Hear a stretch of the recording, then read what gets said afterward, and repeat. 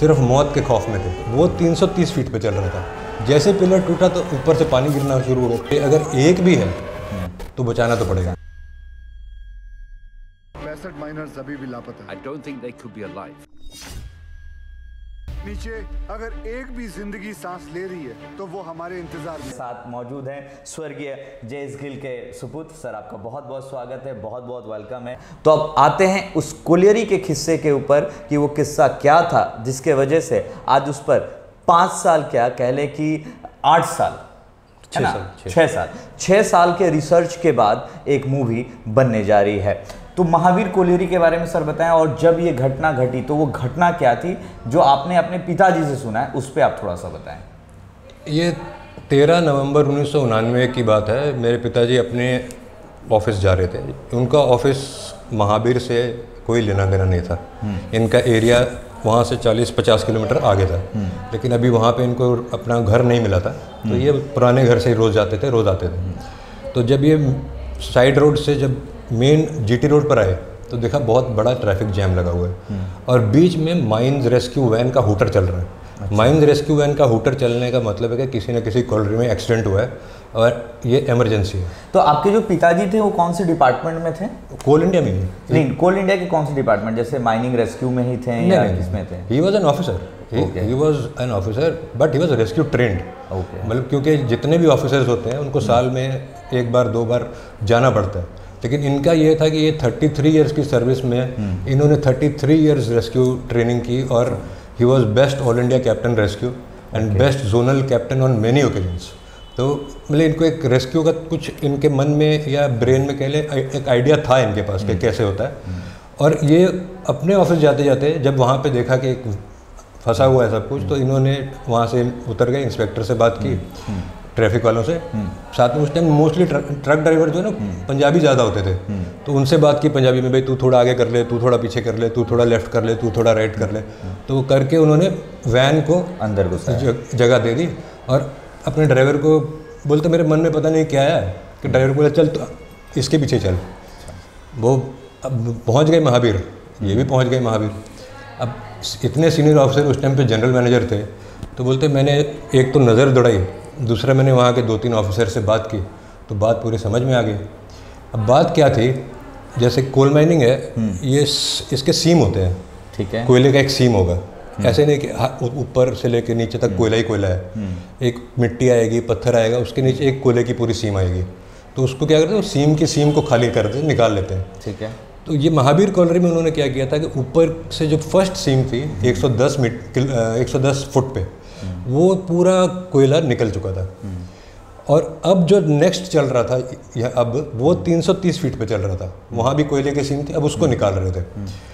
तो क्या होता है कि जब आप सीम कोई ऊपर खाली हो जाती है तो एक पिलर छोड़ देते हैं, बहुत बड़ा पिलर होता है, वो पिलर छोड़ देते हैं ताकि उसका कोई भी इफेक्ट नीचे ना हो। जी बिल्कुल।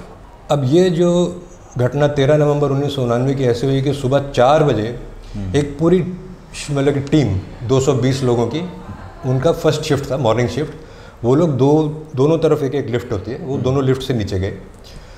और कुछ 5 बज के कुछ मिनट पे क्या हुआ कि ये जो पिलर था ना, विच वॉज मतलब मार्क भी किया हुआ था कि इसको नहीं टच करना है, यहाँ पे मतलब कि नहीं करना, एक्सीडेंट वो गलती से या तो टच हो गया या किसी ने ब्लास्ट कर दिया, कुछ तो हुआ, लेकिन वो पूरे का पूरा पिलर टूट गया।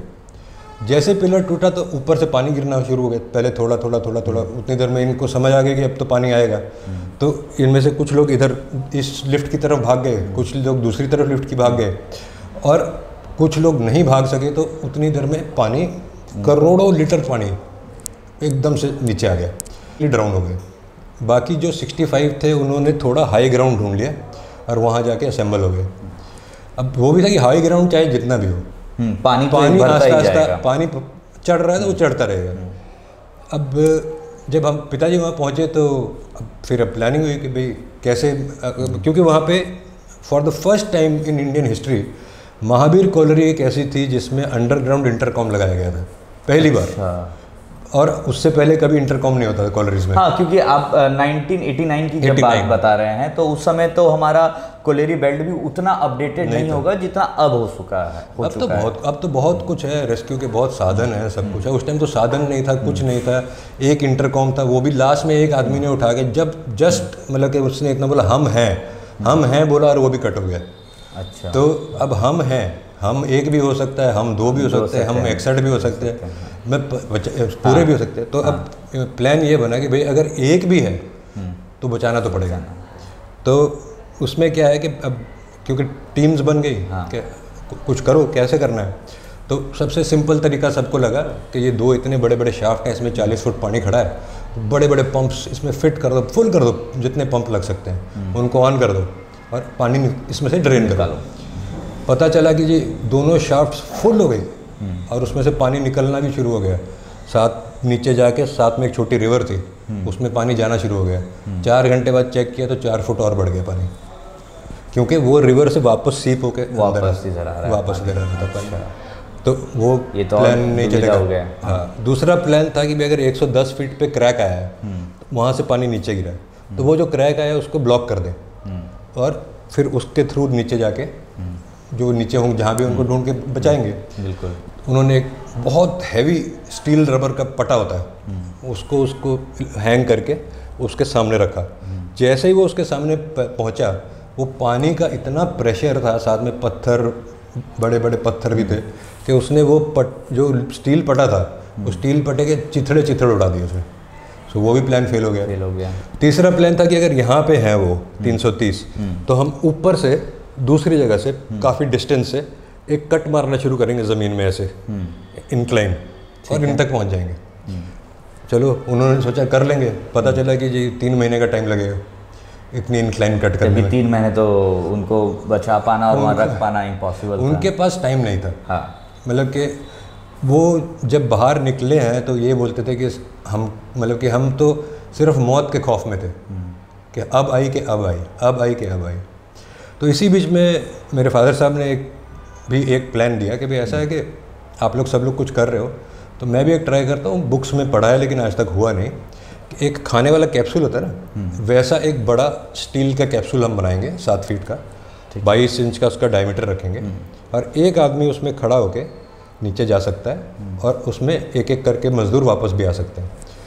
तो उसमें मतलब काफ़ी लोगों को लगा क्या इंजीनियरिंग होगी, आप समझ लिए हम तो नीचे जा रहे हैं, फिर उससे ऊपर भी आना है।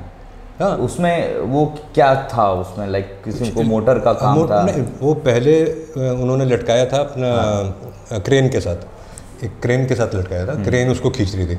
ठीक है। तो उसके बाद फिर जब थोड़ा स्मूथ हो गया, 10-12 राउंड चल गए, फिर उसको अपना इलेक्ट्रॉनिक विंच लगा दी, तो फिर अब ऑटोमेटिक में, क्योंकि पहले जब क्रेन से जा रहा था तो इट वाज टेकिंग 35-40 मिनट्स। तो उसके बाद ये मतलब सब कुछ होने के बाद जब स्टील कैप्सूल भी बन गया, बोर के लिए बहुत लोगों ने किया, आप 22 इंच का बोर कैसे कर लोगे, हमारे पास तो 8 इंच से बड़ी कटिंग बिट ही नहीं है। तो बोलते मैं करूँगा, आप मेरे को करने दो ना, आप अपना काम करो, मैं अपना कर रहा हूँ। इन्होंने फिर बिट के ऊपर बिट्स वेल्ड की, उसके नीचे प्लेट्स वेल्ड की, फिर उसके ऊपर बिट्स वेल्ड की, तो करते कराते इन्होंने 21.5-22 इंच का बोर कर लिया। अच्छा, एक सवाल था और लोगों के जहन में भी ये सवाल आता है कि उनको परमिशन कैसे मिली कि आप रेस्क्यू करने अपनी लाइफ को रिस्क में लेकर जाएंगे या इस तरह का मिशन लॉन्च करेंगे? देखिए ये जो तो ये बनाने का था, इसमें तो परमिशन की ज़रूरत नहीं थी, तो ये इन्होंने सब रेडी कर दिया, बोरवेल भी तैयार कर दिया, कैप्सूल भी तैयार हो गया। में बन गया क्या रेडी? ये देखिए 13 सुबह इन्होंने स्टार्ट किया मिशन, 15 को रात 12:30 बजे तक सब रेडी था। मतलब 3 दिन के अंदर में सब कुछ रेडी कर दिया इन्होंने। हाँ, मतलब 2.5 दिन कह लीजिए आप। और ये पूरा आइडिया, डिजाइनिंग प्लान सब सर का ही था? सब इनका था, इन्होंने ही उसका पूरा प्लान सर्किट बना के भेजा कंपनी में, जहाँ पास में इनकी नियामतपुर फैक्ट्री थी, सोदपुर फैक्ट्री थी, उनको भेजा। उन्होंने भी उसको इमीडिएटली बनाया। बोरिंग के लिए जो इनको ड्रिल्स वगैरह चाहिए थी, बड़ी बड़ी ड्रिल्स थी, वो इन्होंने हायर की। ठीक है, तो वो करते कराते 13 तारीख को, 15 तारीख सुबह रात के 12-12:30 बजे तक सब रेडी हो गया। जो सवाल आपने पूछा मैं उस पे आंसर आ रहा हूँ। तो सब रेडी हो गया, तो अब था कि भाई नीचे कौन जाएगा। तो इन्होंने 2 रेस्क्यू ट्रेंड, जो उस टाइम बहुत अपने आप को मतलब जो थे तगड़े रेस्क्यू ट्रेंड थे, उनको इन्होंने स्टैंड बाय पे रखा था कि जब सब रेडी हो जाएगा तुमने जाना नीचे। तो जब उनको 12:30 बजे आवाज़ मारी तो वो दोनों गायब। अच्छा, मतलब इन द सेंस कि पता ही नहीं कहाँ है। तो मतलब ये कह सकते हैं कि मौके से फरार हो गए। फरार टोटल फरार कि भाई अपनी ज़िंदगी को कौन हम दांव में लगाएगा ना। फिर फादर साहब ने चेयरमैन साहब से बात की कि देखिए ऐसा है कि ये मेरा आइडिया था, अब आप मेरे को एक बात बताओ कि अब मैं कोई भी नीचे जाता है वहाँ पे तो उसको एडमिनिस्ट्रेटिवली बहुत स्ट्रांग होना चाहिए। चेयरमैन ने बोला यस। फिज़िकली स्ट्रांग होना चाहिए, उन्होंने बोला यस। मेंटली स्ट्रांग होना चाहिए, यस। उनको एक मतलब कि कंट्रोल करने की उसमें एक शक्ति होनी चाहिए, उन्होंने बोला यस। तो बोला ठीक है सर, फिर मैं जा रहा हूँ। तो जब उन्होंने बोला मैं जा रहा हूँ तो बोले चेयरमैन बोले no how can I sacrifice such a senior officer. तो बोले sir there is nothing senior junior about this, वो भी इंसान है, मैं भी इंसान हूँ। एज अ ह्यूमन बींग मैं जा रहा हूँ और एज अ ह्यूमन बींग मैं उनको बचाना चाहता हूँ। ये सारा प्लान मेरा है, मैं लेट मी डू इट। बिल्कुल। और मतलब कि जैसे वहीं पे एक कॉरेस्पॉन्डेंट उस टाइम थे बीबीसी के, क्योंकि उस टाइम था क्या सिर्फ दूरदर्शन और बीबीसी। बिल्कुल। तो बीबीसी के कॉरेस्पॉन्डेंट थे, वो आ गए इनके पास, आप जा रहे हो नीचे? Said yes. तो फिर उसने शुरू हो गया, आपका जन्म कहाँ हुआ, आपके कहाँ पढ़े, आप कितने स्कूल, आपके माता पिताजी क्या हैं, भाई बहन कितने हैं। तो पापा बोलते क्या भाई कल मेरी श्रद्धांजलि छाप हो गई क्या पेपर में। तो फिर चेयरमैन ने फिर बोला नहीं यार गिल तू मत जा। तो नहीं क्या चेयरमैन साहब मैं जा रहा हूँ और आपकी तसल्ली के लिए बोलता हूँ कल सुबह आके आपके साथ ही चाय पीऊँगा।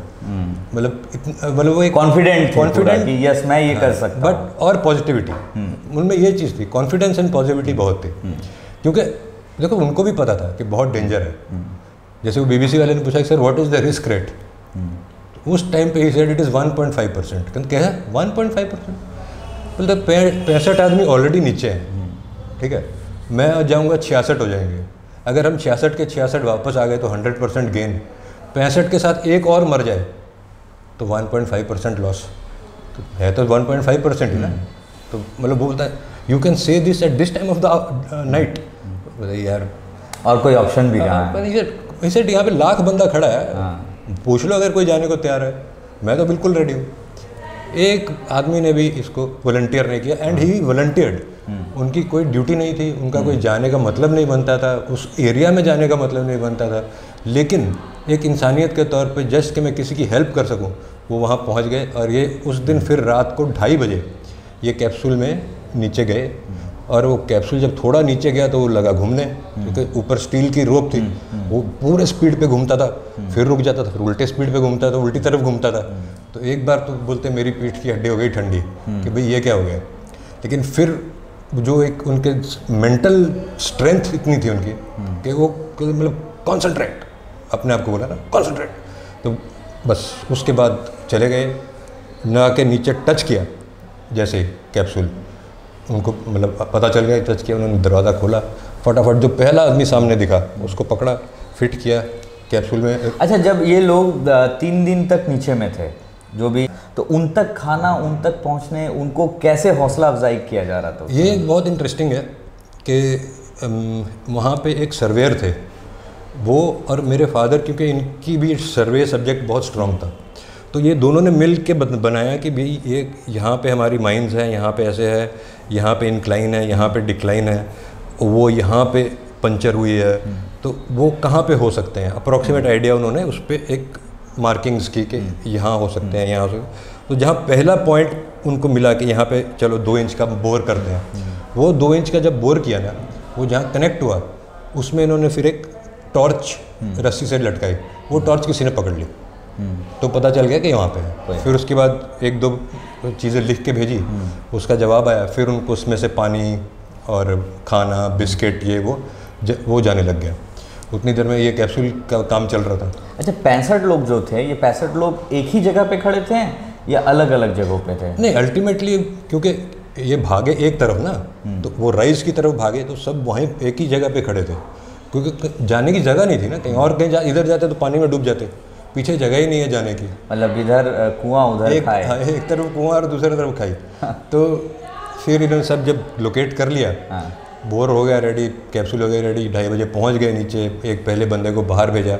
उसके बाद इन्होंने बोला देखो भी बाकी तुम सब जितने हो मैं तुमको एक छोटी सी बात बताना चाहता हूँ कि मेरा यहाँ रहने का कोई मन नहीं है, लेकिन जब तक तुम सब ऊपर नहीं चले जाओगे तब तक मैं नहीं जाऊँगा, मैं लास्ट में जाऊँगा। तो उनको एक थोड़ा सा हौसला मिल गया कि भाई एक आदमी है जो लास्ट तक हमारे साथ खड़ा है। उसके बाद ये वाइंडिंग शुरू हो गई। पहले मैनुअल थी, ऑलमोस्ट आधा घंटा 35 मिनट लग रहे थे। पहले 9-10 उससे हुए, उसके बाद फिर उन्होंने ऊपर मैनुअल विंच लगा दी। मैनुअल विंच से फिर थोड़ा काम कम हो गया, 5-7 मिनट तक आ गया। तो एक एक करके इन्होंने सबको ऊपर भेजा और लास्ट अगले दिन सुबह 8:30 बजे ये खुद वापस आए।